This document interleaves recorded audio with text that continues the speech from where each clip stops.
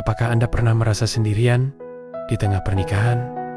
Merasa sudah berusaha, tapi pasangan tak mengerti? Atau diam-diam Anda membandingkan rumah tangga Anda dengan pasangan yang sempurna di media sosial? Tahukah Anda, saat kita berada di titik terlemah, itu adalah panggilan terkuat dari Allah untuk menguatkan ikatan. Jangan lari, jangan menyerah. Tonton video ini sampai selesai dan temukan kunci yang akan mengubah badai dalam rumah tangga Anda menjadi ketenangan.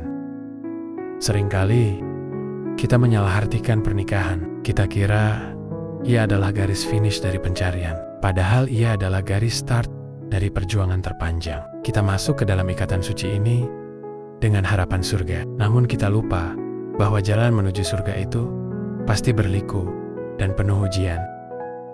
Pernikahan hakikatnya bukan hanya tentang berbagi kebahagiaan saat hari-hari cerah.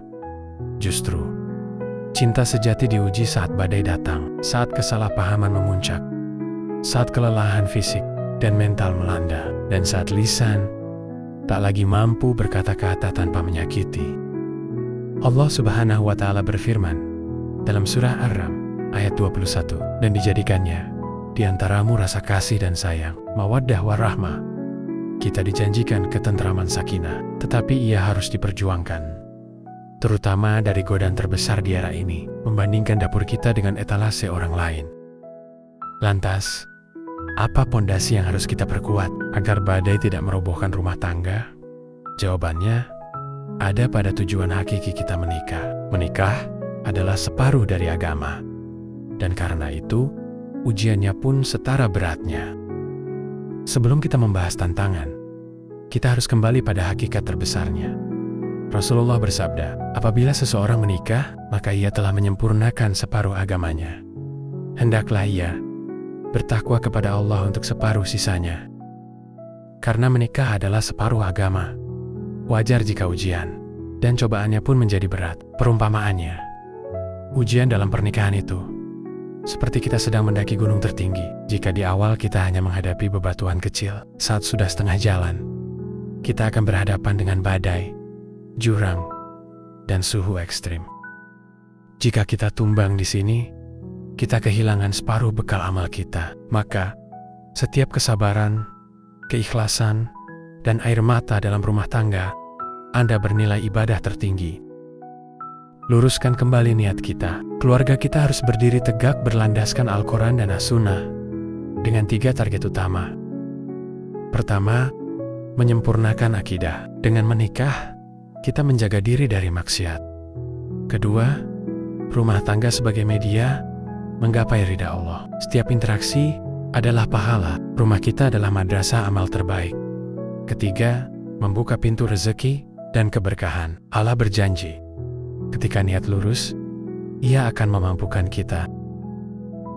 Kesalahan fatal hari ini adalah mencari pasangan yang sempurna, padahal pernikahan tentang saling menguatkan di titik terlemah. Titik terlemah itu seringkali datang dari luar, standar manusia di media sosial.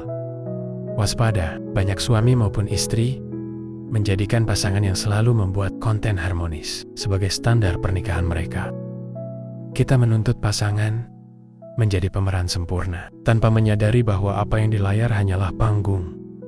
Jangan jadikan pasangan di timeline Anda sebagai standar. Jadikan Rasulullah dan istri-istri beliau sebagai standar. Ketika hati sudah terkontaminasi perbandingan, kekecewaan, dan kata-kata yang keluar merusak, disinilah peran doa menjadi sangat penting. Doa adalah komunikasi yang paling jujur, karena kita melaporkan kondisi hati kita langsung kepada Sang Pencipta ikatan ini. 3 fokus doa saat badai rumah tangga melanda. Pertama, doa untuk diri sendiri.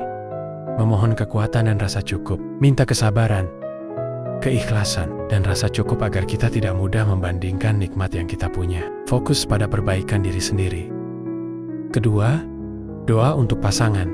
Memohon kebaikan dan hidayah. Alihkan keluhan kamu tentang pasangan menjadi permohonan kebaikan baginya.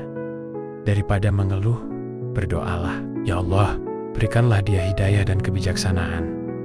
Doa ini mustajab. Ketiga, doa bersama.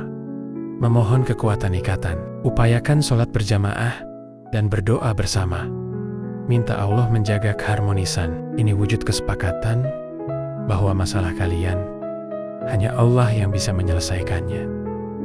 Allah berfirman dalam surah Al-Baqarah ayat 153, "Hai orang-orang yang beriman, jadikanlah sabar dan sholat sebagai penolongmu. Sesungguhnya Allah bersama orang-orang yang sabar." Sabar adalah kunci, dan sholat yang terdapat doa di dalamnya adalah penolong kita.